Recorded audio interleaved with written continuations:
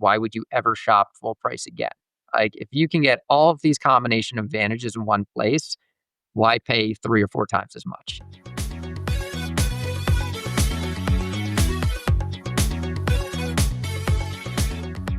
Hello and welcome to the Recommerce Podcast, the podcast where we talk all things recommerce and circular businesses. Today, we have quite a special episode for you as we are joined by Zach and Tyler Gordon, brothers who own Basecamp Franchising, the company behind two franchising thrift store chains, Uptown Cheapskate and Kid.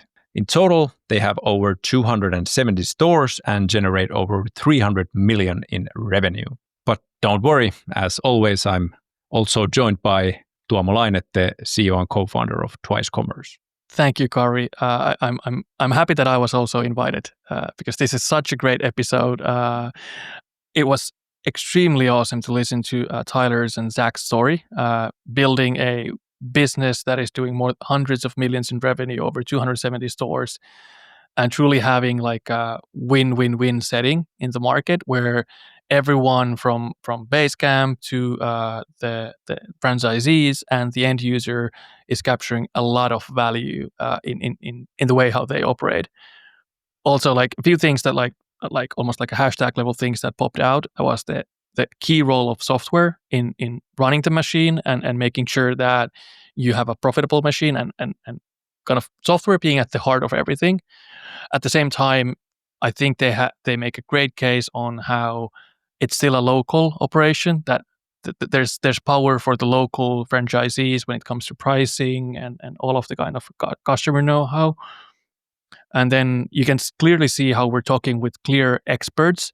And I think they make a compelling case that is there even in future why would you in the future buy new stuff if you can get similar good as new stuff for a quarter of the price and even bring your old stuff back for some cash back. Very interesting episode, and I don't know what was your take on it, but one of the best episodes we've done thus far. Absolutely. I couldn't agree more. I think like the amount of value being captured everywhere was just amazing, and I think they had a really awesome balance between like what the parent company is able to provide for the franchisees and still how much they have possibility to affect it. So the software, a lot of data that they are able to utilize for the whole brand, but also do like sounds like really good marketing for individual stores. And I think that was really, really interesting to learn how these type of franchise companies work. And I think this is a really, really great example of how centralized, what benefits they are able to get there and how they are able to pass it for individual stores. Definitely. So should we allow Zach and Tyler take the center stage and we can hear how they were looking at a market that maybe was a bit underlooked, maybe undervalued, and how they saw an opportunity in the thrift market and how they've been turning it into a profitable growing business ever since. Absolutely. Let's get into it. Zach and Tyler, welcome to the podcast. Great to be here. Great to be here today. Great to have you here. And to start, maybe you can have a quick introduction of yourselves. Yeah, so Zach and Tyler Gordon were two brothers originally from New York City. And I'd say we both had pretty long careers, mainly in finance and investing, but always had this desire to work together for a whole host of reasons. I'd say most importantly, it's related to just personal fulfillment. And so set out on the journey about 5 years ago. And yeah, it's been an incredible ride since then. I'm sure we'll get into our experience with Basecamp and the partnership we built here on the professional side. But yeah, from a personal fulfillment and journey standpoint, it's just been great working with Zach and hope to be doing it for the next several decades. Sounds good. And maybe a couple of words also about the Basecamp Franchising. Yeah, so Basecamp Franchising is a holding company. So in fact, the name Basecamp Franchising doesn't mean anything to any consumers. We have two brands of franchised thrift shops. So one is called Uptown Cheapskate, the other is called Kid to Kid. So these are our consumer-facing brands, and fundamentally they are the same business model. However, they target different customer demographics. So on the Uptown side, we're focused on young adults. So think people aged 14 to 35 plus. Kid to Kid, we're focused on, as you might predict, little kids and surely their parents that are shopping on their behalf. So really, we're buying and selling clothing in the case of Kid to Kid, also toys, equipment, books, whatever you might need as a parent of young children. Fundamentally focused on the demographic age 0, so infants to 14 years old. Out of curiosity, like what ended up you like selecting these specific two segments? Were there like traits that made these segments very interesting for you guys? How did you end up there? I would approach it from two different angles. The first is the franchising angle. As I mentioned, our two concepts are both 100% franchise. So while we manage the brands and the systems and the technology, which is a very important part of the systems, ultimately it's individual entrepreneurs across the US and in fact in Portugal and Spain as well, who actually open and then operate the stores using our systems and brands. And I had worked at a very large franchisor in the restaurant space, so a company called Restaurant Brands International, which is the parent company of Burger King and Popeyes, a number of other very large, familiar QSR brands. And by virtue of that, got to know the franchising landscape very well. And so in as much as our two concepts are franchise, that was a very relevant angle, I would say, in terms of how we ended up coming across the brands. So if that's the first angle, the second angle is then just the industry. And I would say that I didn't know much about the upcycling kind of movement. I didn't know much about the thrift space until we really in earnest started looking at Basecamp and understanding our two brands and then the competitive landscape more broadly. But the more that I have learned, frankly, even up through today, the more I've been amazed at one, how large the industry is, how many different kind of nooks and crannies there are that are each individually quite big within it, how quickly it's growing, and how much fundamentally value there is for everybody involved in the ecosystem. I think that a lot of people will have this preconception of thrift, which is that it's almost by definition not full of value because the prices are so low and a lot of the stuff that you might encounter in a thrift shop is kind of garbage.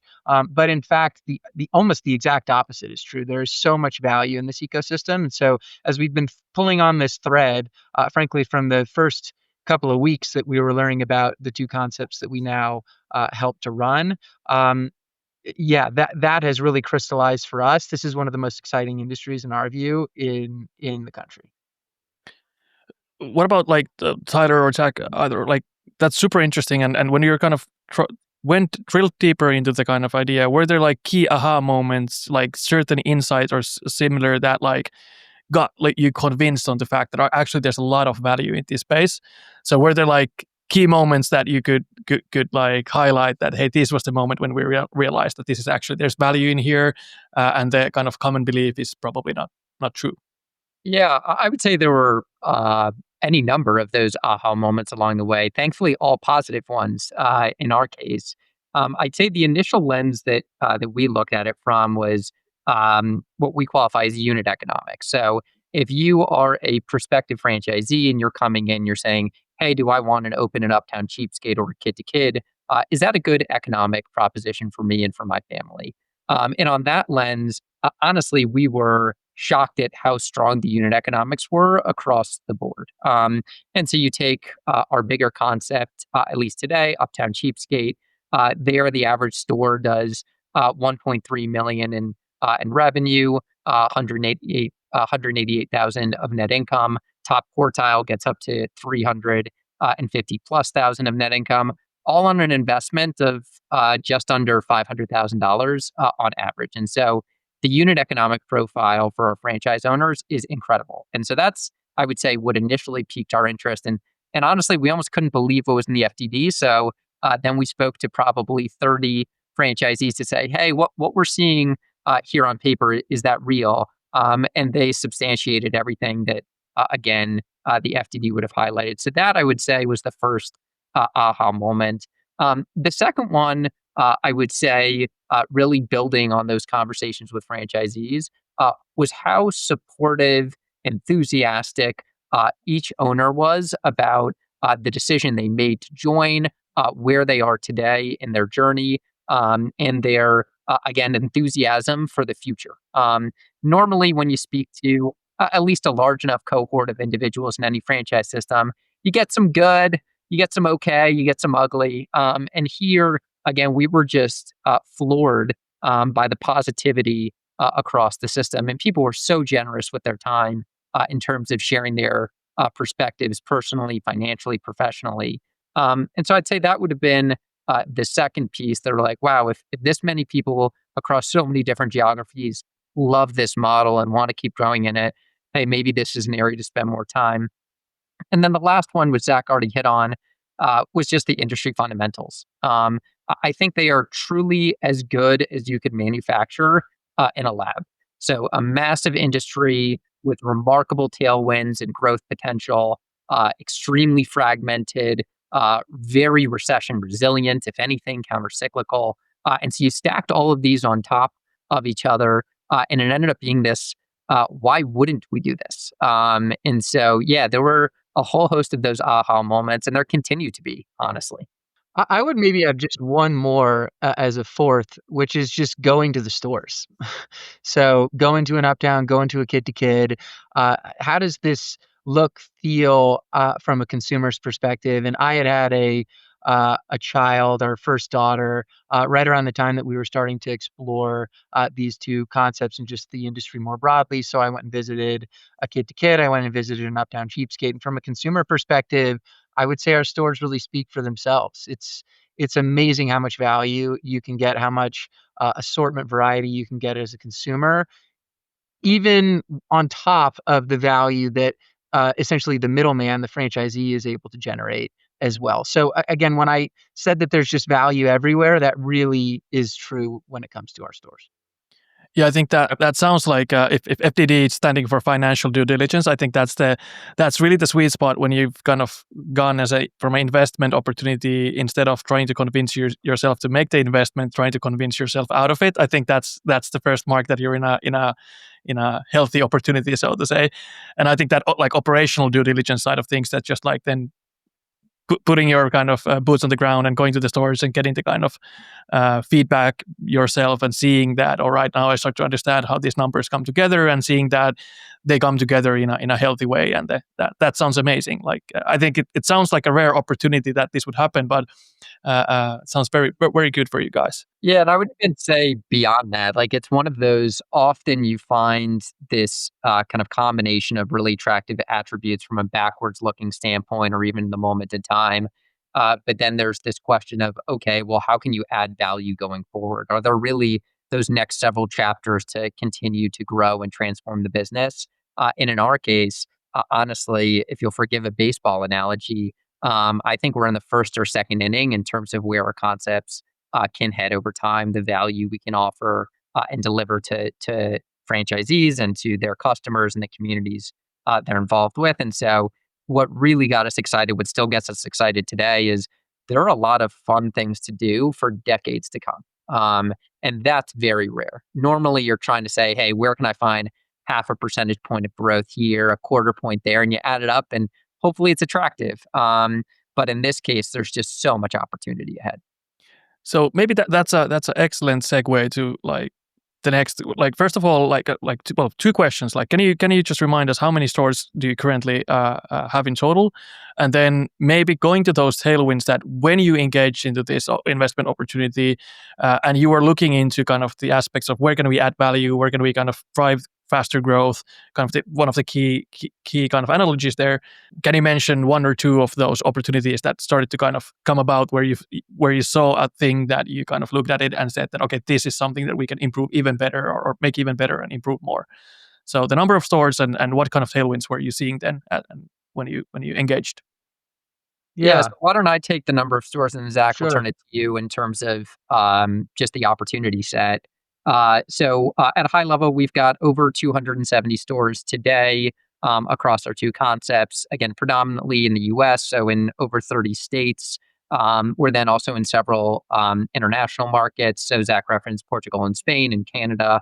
and I would say have aspirations to be in all 50 states, but then also expand much more broadly internationally. Yeah, and in terms of the tailwinds, underneath just sort of those headline numbers that you could see at the industry level, there are a number of different organizations that publish industry growth numbers, and then that you could see even within our two networks.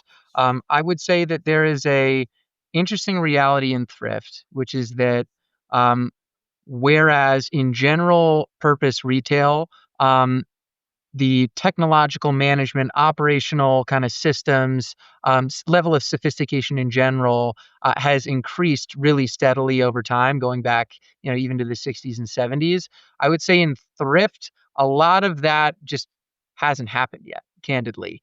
There's a lot of complexity that's inherent to thrift, that's unique to thrift. I would say just one very important example being that every single item in a store is unique. So every single item is a SKU, has to be priced as a SKU and then resold as a SKU.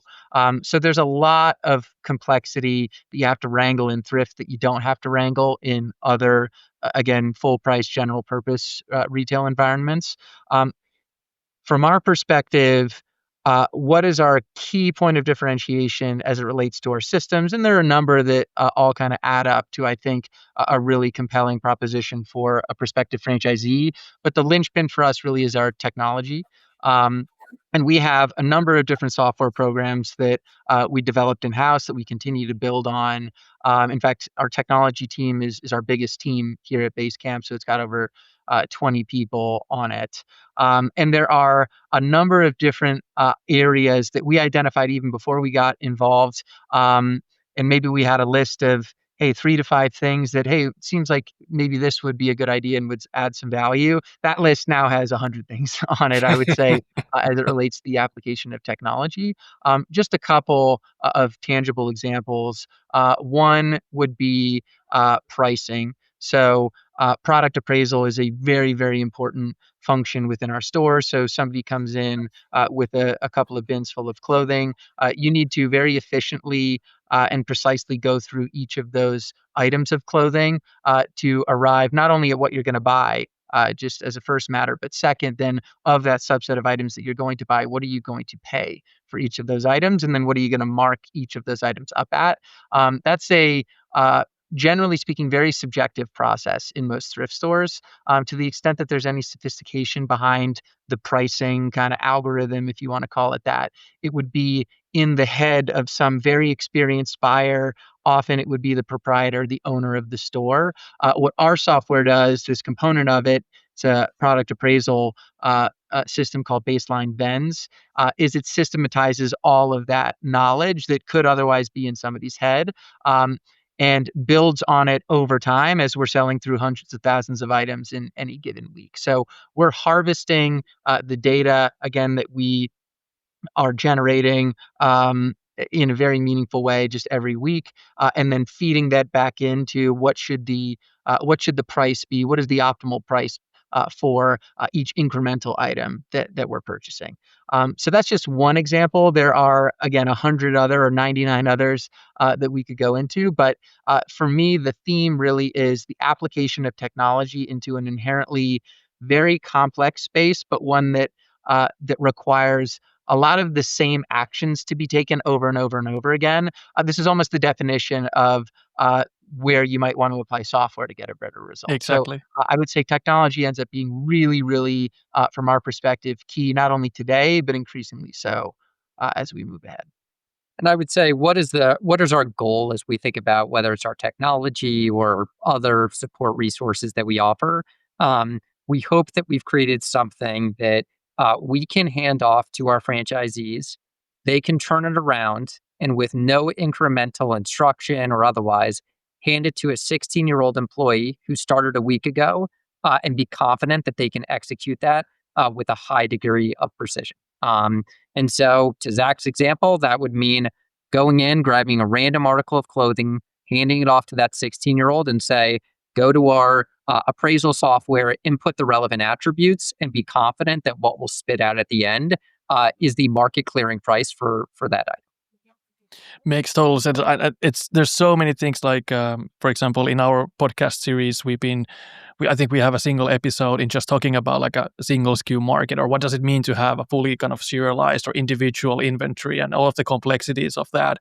And all kind of using examples like refurbished smartphone markets where the inspection process is so important, understanding what you have there, figuring out the market values. And there's so many markets where, like an iPhone market, where you just focus on iPhones and you follow that market value.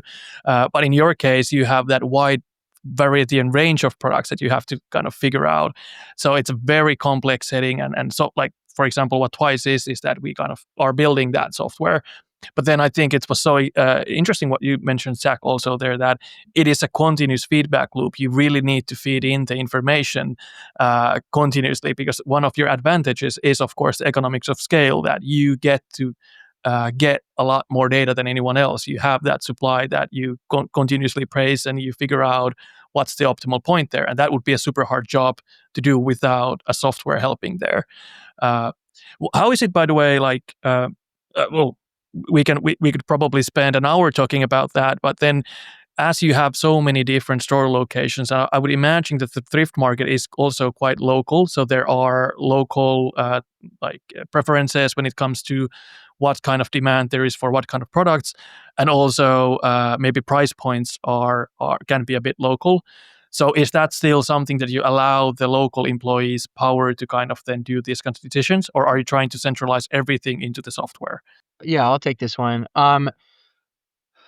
That product appraisal software that I was describing earlier, what is the output of that program? Let's say that I'm pricing a pair of jeans. I'm going to input a bunch of different attributes into the system, and then at the end of that process, what will be presented to me as the employee is a matrix of prices.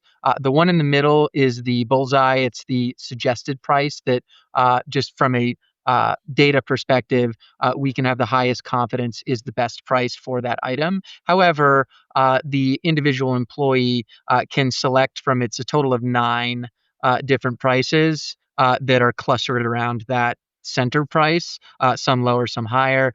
They can choose whether they want to slightly increase or slightly decrease the price of the item. And that could, be to account for specifics in the local market. It could be something that they're seeing in terms of the condition of the item that is harder to capture in terms of the attributes that we're putting into the program.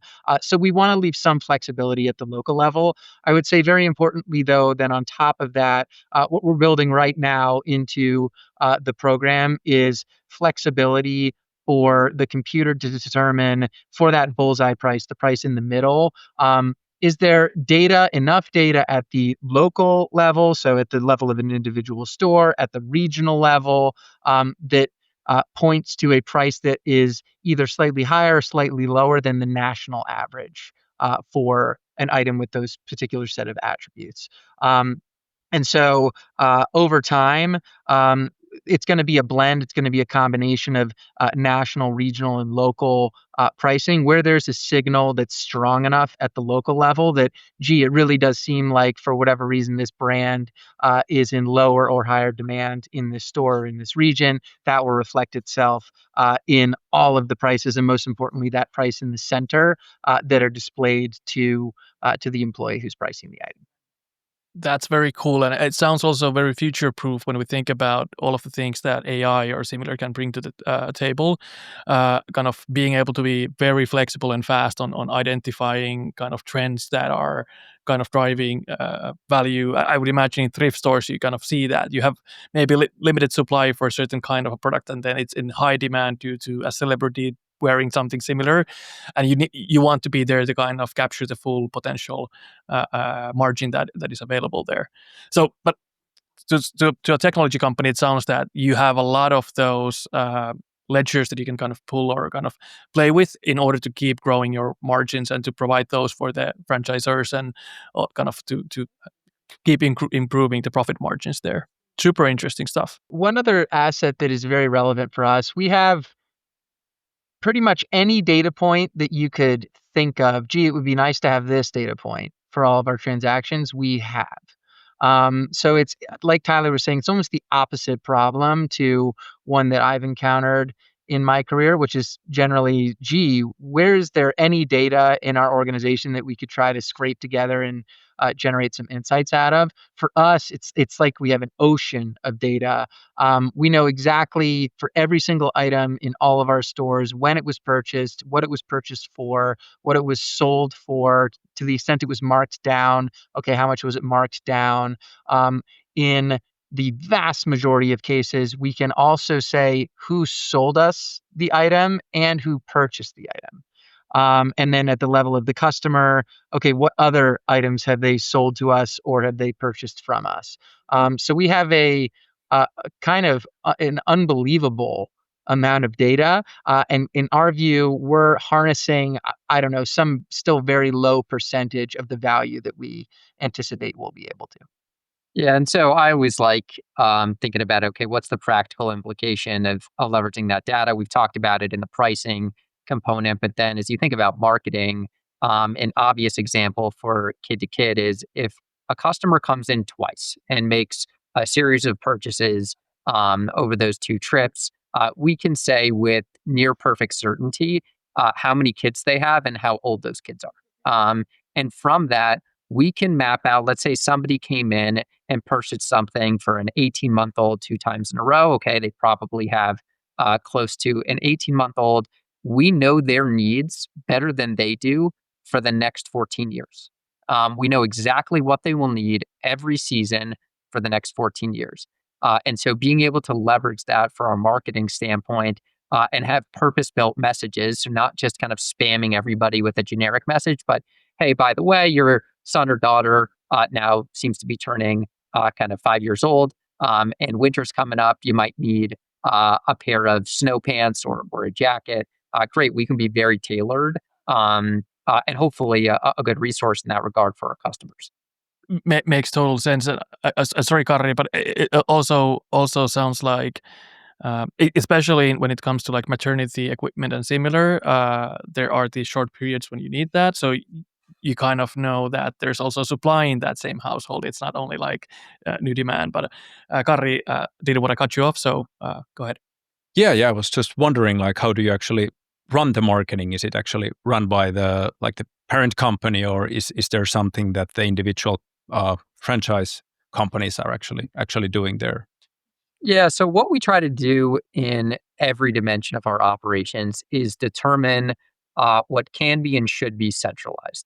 So if we can take some burden off of the shoulders of our franchisees, we will do that 10 times out of 10. The reality is, in certain instances, and in this case, marketing, there are elements that just have to be managed locally. And so, again, looking at it in the context of marketing, what are things that can be really well managed, probably better managed centrally. Paid digital advertising is one very obvious example. It's critical for our stores to be advertising on Google, on Meta, so Facebook, on and Instagram, on TikTok. Programmatic display is another avenue within that digital realm. We can manage that really, really well centrally, and with the tools that exist today, even if we're collecting that money centrally, we can ensure that the dollars are spent locally. So if a store contributes $2,000 a month to this national marketing program that we've set up, that's not just going to a broad Super Bowl ad that we could put on. No, we then take those dollars and we localize the spend in the trade area for that given store. And so again, that's a massive administrative burden for franchisees. It costs a lot of money. The commissions at a local level are really high. You get no advantages of data analytics. Those are all things that are better managed centrally. What are things that have to stay local? Your organic social media presence, highlighting the unique personality of your store, how you interact with your local community. Grassroots efforts. Okay, if you're a kid to kid, how do you get to know the people on the mommy's Facebook group? How do you go and build relationships with the local daycares? And so those are the things that have to remain local. Now, we don't just say, good luck, these are things you have to do. We can be very prescriptive of, based on what we've seen from, again, thousands, millions of data points over time, these are the elements, these are the strategies that are the most effective.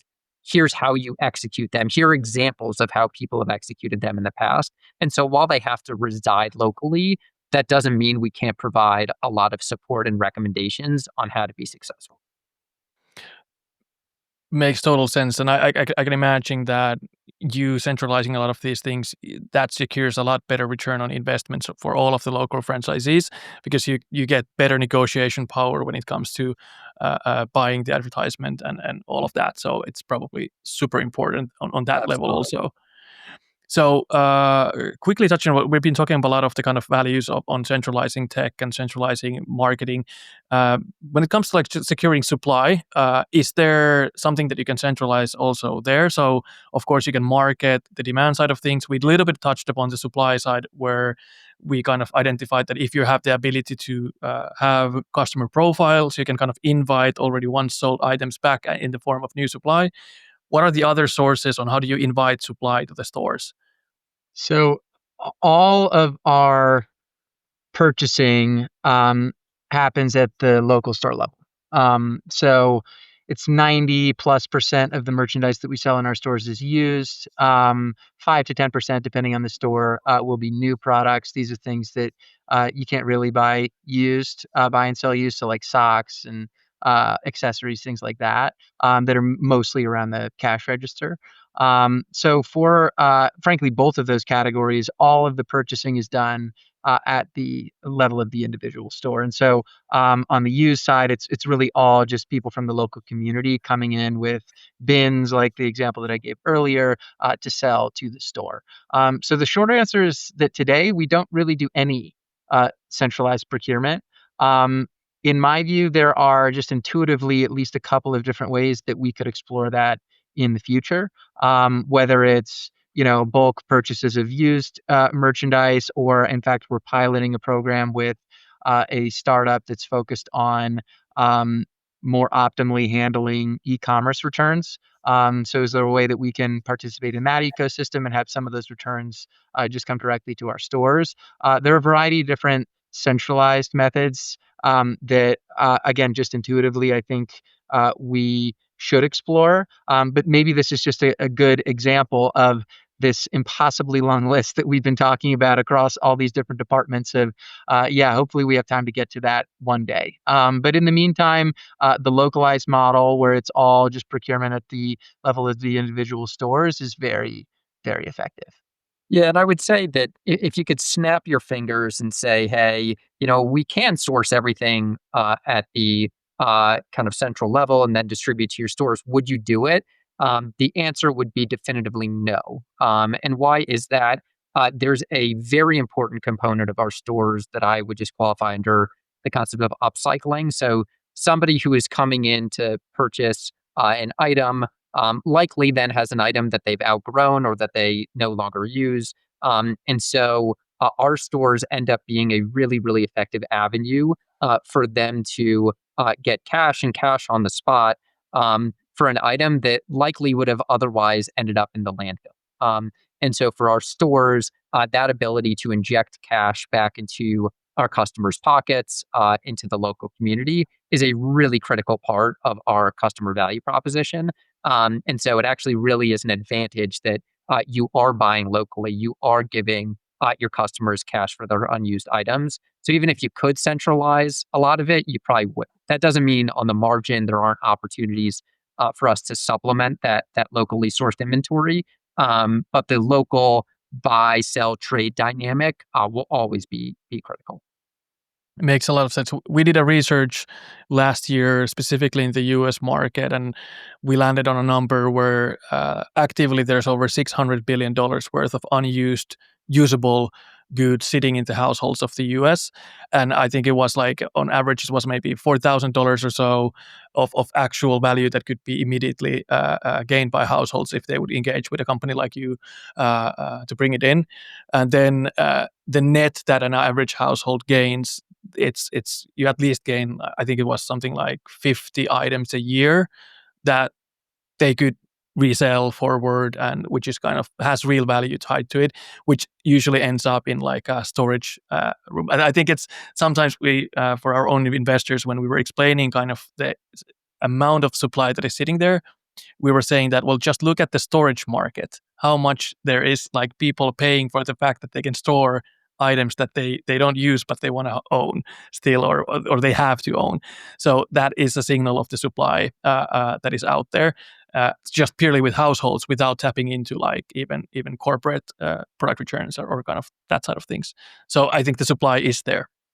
Yeah, I mean, we like to say our biggest competitor is some combination of the dark, deep corners of a closet or the landfill. Like those are Yeah. our competitors.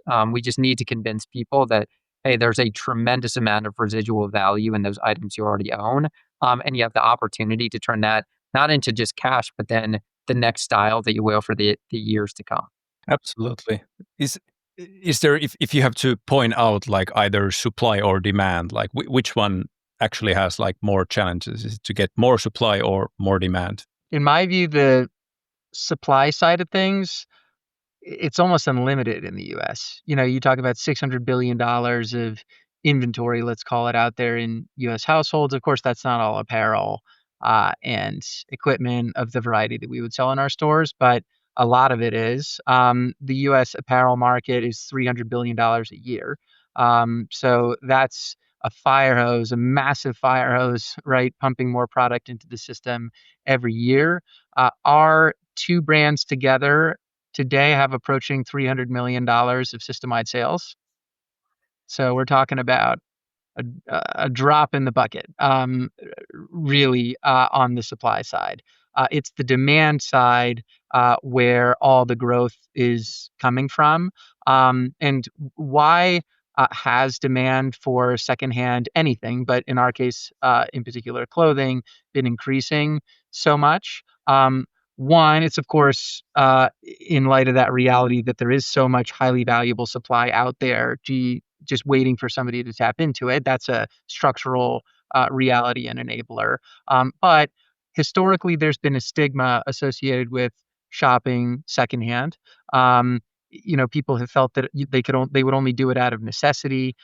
They have in their mind a Goodwill where you got to be rummaging through a bin, looking at a radio and a blender and a sweater and a record and all these random kind of different items that they have no interest in purchasing to find something that they actually do want to purchase. So there's been a huge amount of friction. There's been this stigma attached to secondhand anything, but especially clothing, that is not only decreasing, and I would say especially over the last 15 years or so, but for younger consumers, it's inverting. It's becoming actually a feature to shop secondhand because hey, it's sustainable. It's keeping more product out of landfills. It is fun. It allows you to express your individuality by going and buying something that, by definition, is going to be one of one in the store. And it's really, really good value. Like really good value. We're talking 70+% off original retail. And so, from our perspective, if those first two considerations, sustainability and individuality, are enablers that are causing more and more people, millions of them, to become curious at a minimum about shopping secondhand, then it's the value that they find, in particular in stores like ours, where they say, oh my gosh, like I'm going to shop here all the time. Because value is, from a consumer perspective, the most addictive thing that you can provide as a retailer, or frankly, as any kind of good or service provider. That is a trend that we're seeing also here. Like for example, if you go to Sweden, Stockholm, there's already brands similar to H&M or similar that have already shop-in-shop secondhand shops inside, and it's been driven by the absolute demand and the kind of people wanting to buy secondhand, wanting to buy more sustainable options, and that the secondhand is a feature and not like a drawback or a thing that would be less of a value. So I fully think that those themes are just getting stronger and stronger. What's your take on things like when we go further and further into the future? We've even seen that as we kind of continue this pattern, that where might it lead? And some say that, right, it actually would lead to a world where we can invest a bit more into manufacturing and creating a better quality goods, actually potentially bringing some of the manufacturing closer near shore to the actual end market, as companies or manufacturers know that there's more life cycles in these products. So it's also kind of slowly or fast, depending on the product market or product category, building a market where manufacturers could invest more into the products that they manufacture, which enables this kind of a market that not everything needs to be mass manufactured somewhere far away, but you can actually start bringing a lot of these things closer to the end market. Apparel, of course, is something where the kind of margins are a little bit slimmer. But is this a belief that you would share that this is a thing that might happen in the future as we continue these patterns? Yeah, absolutely. And so certainly you referenced the implication in terms of manufacturers if they believe that their item won't just be kind of in use for one life cycle, but will be loved for potentially generations. Hopefully, that means that they think about manufacturing those items to a higher quality, a more sustainable quality. But then it also has implications for the customer to take better care of the items that they use. If they realize that there's a tremendous amount of residual value in those items, if they're well maintained, then they'll again be able to sell them downstream to one of our stores. And so I think there's implications really across the chain.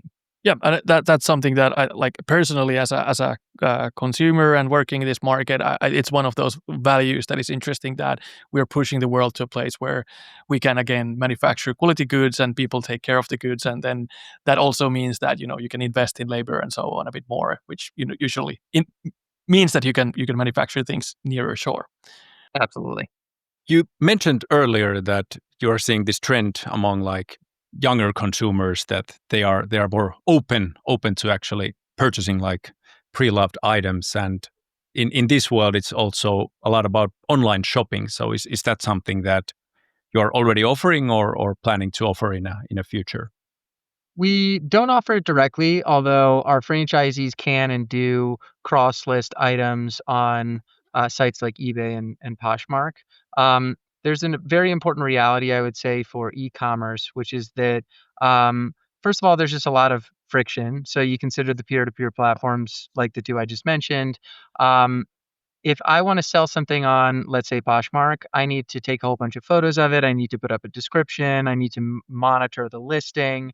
I need to inevitably haggle with the people who are going to want an even better price on the item that I'm offering, which frankly you gotta already have thought about when you priced the item to begin with. So there's actually quite a bit of subjectivity and then friction associated with selling online. Then, of course, once you transact, you're going to have to ship the item to the person who bought it. And so on the other end of the transaction, the person who bought it has to factor in the shipping costs to the cost of the item. And fundamentally, we're talking about a category that is driven by value. While it's certainly no longer so much of a stigma to buy something that is used, for pretty much any consumer, if they can buy the same exact product, used or new, at something approaching the same price, they're going to buy the new item. So fundamentally, purchasing behavior in our space is driven by value, is driven by price. And so you consider that hypothetical transaction that I was just describing a minute ago. Um, First of all, on the person selling, huge amount of friction. Then on the person buying, let's say that the item that I'm purchasing is $12. The shipping cost is likely to be something around $12 just on top of it. So it's going to defeat the purpose of shopping secondhand just when you consider the shipping costs and then you consider all the other points of friction that I mentioned. At Uptown, our average item price happens to be $12. So most of the stuff that we're buying and selling in our stores is kind of under the radar, if you will, of what makes sense to transact on the internet. At Kid to Kid, it's even more pronounced. The average item price is between $5 and $6. So while e-commerce, you might as well cross-list some of your higher priced merchandise if you're an owner. Fundamentally, most of what we're selling doesn't, and in our view, will never make sense to buy and sell on the internet. Makes total sense. I think that's that's a pattern that we've also seen when it comes to like average order value, packets and cards. That the shipping cost is kind of eating a lot of the margin, or if not all of the margin away. But what about like concepts? A few things that we've seen that as it sounds that you have this kind of support for the single SKU systems and these appraisals and all of that. One of the things that we've seen that businesses try to still bring their offering and their catalog online, but then in a more of a click and collect experience. So being able to kind of say that, hey, here's all of the things in the store, or here's a few highlights to drive foot traffic, and then saying that, okay, you can purchase this online, but you need to collect it in store. Is that a model that would make sense in your case? Yeah, and we already do a good amount of that. I mean, I think that when we talk about the organic social media that we were referencing earlier, a really key component of it, if not the most important component of it, is highlighting the incredible inventory and the unbeatable value in our stores. And so, what's one example? It could be, hey, here are our Friday finds. Here are the 5 best outfits that we've bought over the course of the week. You can get this entire outfit for $24. And that really piques somebody's interest. They could respond directly and say, "Oh my God, I love that jacket. I love that skirt. Can you put it aside for me?" Maybe the item's still there. Maybe it's already been sold. A lot of people then just say, "Oh my God, I can get that entire outfit for $24. I'm sprinting to the store to see what else they have." So highlighting that inventory, whether somebody is responding and asking you to put that aside in a purchase and then collect standpoint, or is just driving them into the store, they both are real advantages. So we definitely do that already. There are probably broader applications. We are in the early stages of building an app for our stores. And in that app, there's almost certainly going to be opportunities for stores to highlight certain inventory that they have. Again, whether it's marketing or for actual purchases, I think there's a lot of optionality there. But yeah, as a final question, maybe the most standard question is where do you see that the thrift industry is going forward, and what is it going to look like in 5 years? I don't think it's going to slow down. And so it's been growing incredibly quickly, double digits for most, if not all, of the last 15 years. I don't see any reason why that would decelerate when you consider all the trends that we've been talking about. The fact that there's, in general, macroeconomic uncertainty in the US, you've got these trade dynamics with tariffs, all of this. Only then incrementally plays in favor of goods that are in circulation, realizing the value that's just been sitting there this whole time, right? And that $600 billion worth of inventory. It increases the incentive for people to tap into that value. So let's see. It's hard to predict, where we are next year, even 5 years from now. But I would say that in a general sense, the trend that we've seen historically, we see it this year, not slowing down. I don't see any reason why it would slow down in the near future.